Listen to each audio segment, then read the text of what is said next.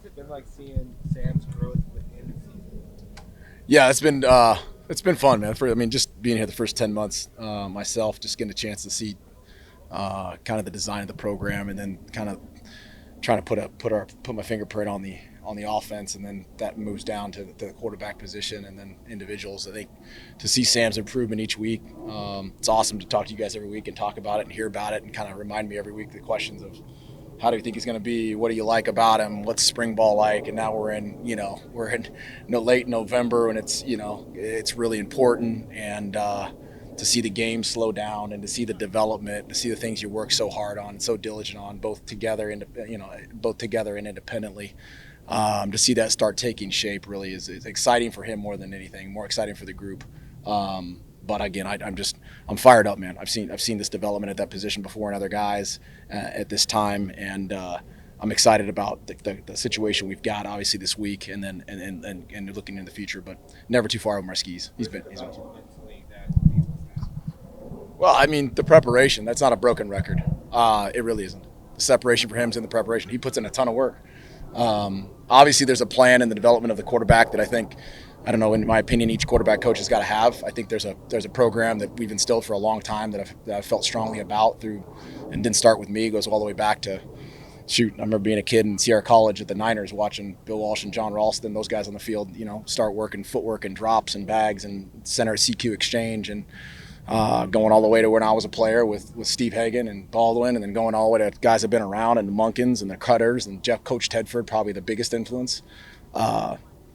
There's a development of that position I think you really gotta lean into and take a lot of pride in, and really it's got to be different, a little bit different for every guy because they're a little bit different. But I think we've proven with what we've done in the system that quarterback position can be treated the right way, can do some special things. And I think from his footwork and his drops to progressions to the game to recognition to what he can handle, how much you give him, it's all part of a process that I think we've worked really hard on trying to be smart with it, because he's truly smart, and I just don't want to give him too much.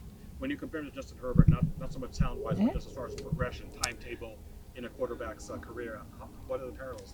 Yeah, I mean, that's an awesome one because when I got Justin in 17, he started 4 games. Ironically, the same amount of games that he'd played in 4 games, same amount of games at Salmon. So it's a pretty funny parallel when we talk about what you got when you got there.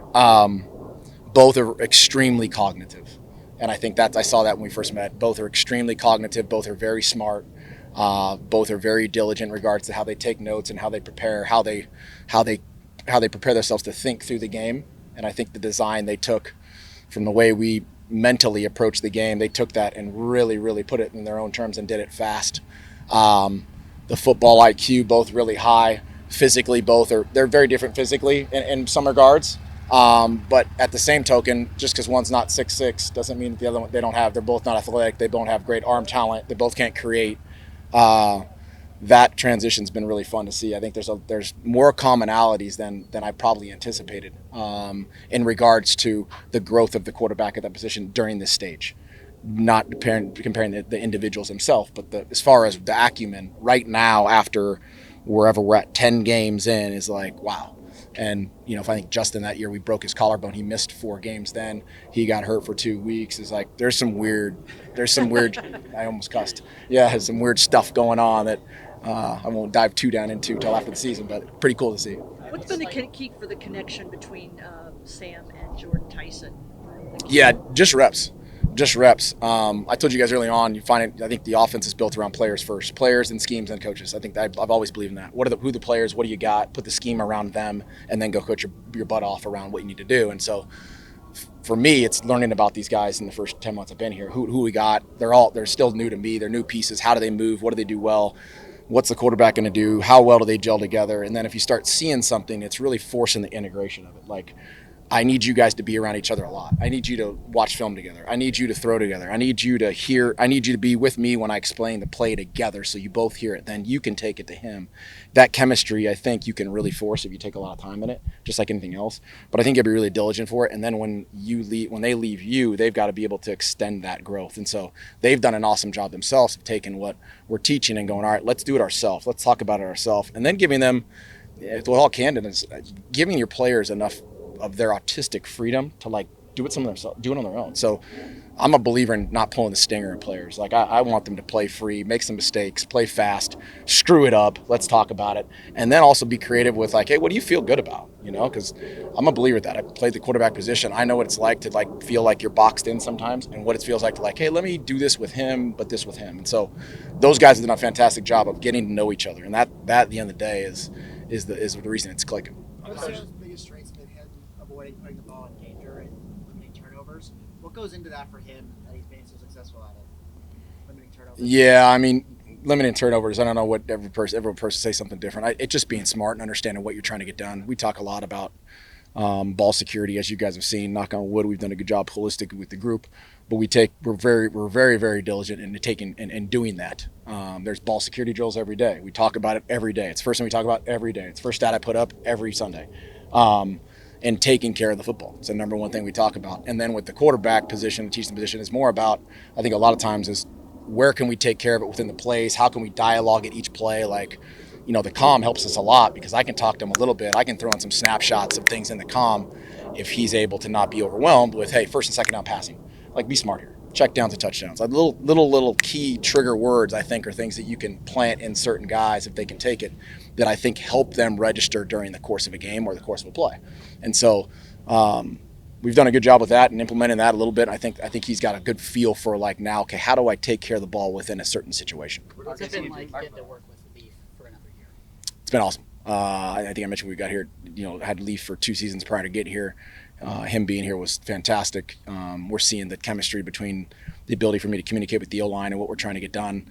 It's been awesome, man. That's a real privilege for me to have a guy who, it's like getting a free agent, when you're in the pros, and a guy who knows your system. It's pretty cool. It's been awesome, and he takes control of a lot of stuff. He knows exactly what I'm trying to get done in certain instances and can reiterate that to the O-line when maybe I'm not around. Last question, guys. You've been a part of several different successful programs throughout your coaching career. What makes this program, this culture, different from others you've experienced? I'm not going to differentiate. I think what'll probably the best way to put it's like, what are the commonalities? That's probably the best thing to do. I think that I mentioned this when I got here. One of the reasons I'm here, I think that the authenticity of the program of Kenny, to start with, to be honest with you, is one of the reasons I got here. The humility, the detail, the ability to communicate, the priorities, the talent acquisition, the recruiting, things like that. I mean, the priorities are set here in the right way. There's a ton of work that they've done. Everyone knows that. I mean, I've played this team for many years. The work that's gone in to put this place in position that we're in now has nothing been short of, mind-boggling in regards to time on task. It really is. You're moving a aircraft carrier of people to get in the right position.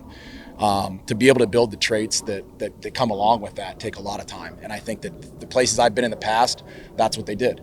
They integrated those things, and you can see those places having success because of the resilience and the continuity of being able to say, this is what we want to get done, and doing it every single day the right way with the right people, the right communication.